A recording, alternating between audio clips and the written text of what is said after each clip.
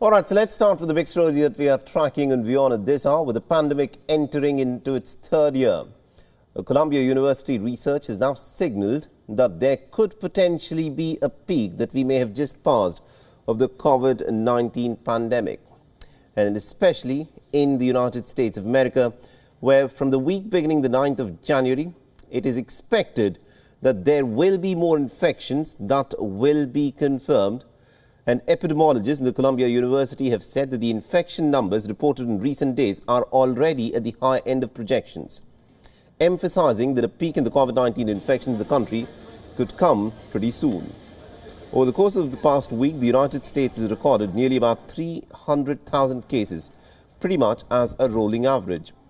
However, the official number only captures a fraction of the true number of infections.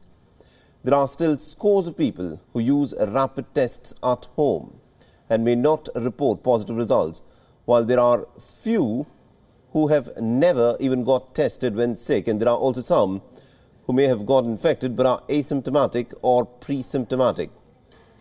It's also been estimated that the number of infections in the country is 4 to 5 times more than the official count that is being put out, mainly because scores of people remain infected for many days, which later translates to millions of active infections across the United States of America.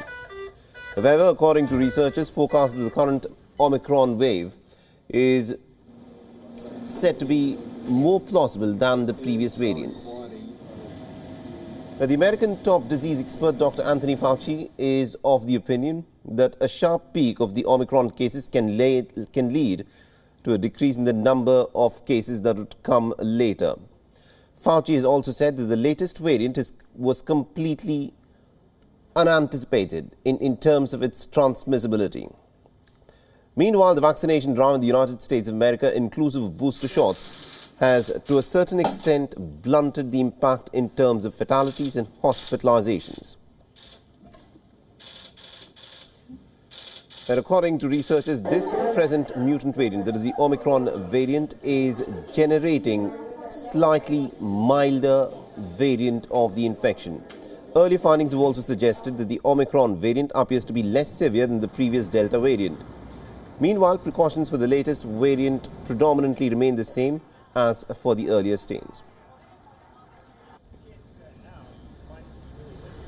WION is now available in your country. Download the app now and get all the news on the move.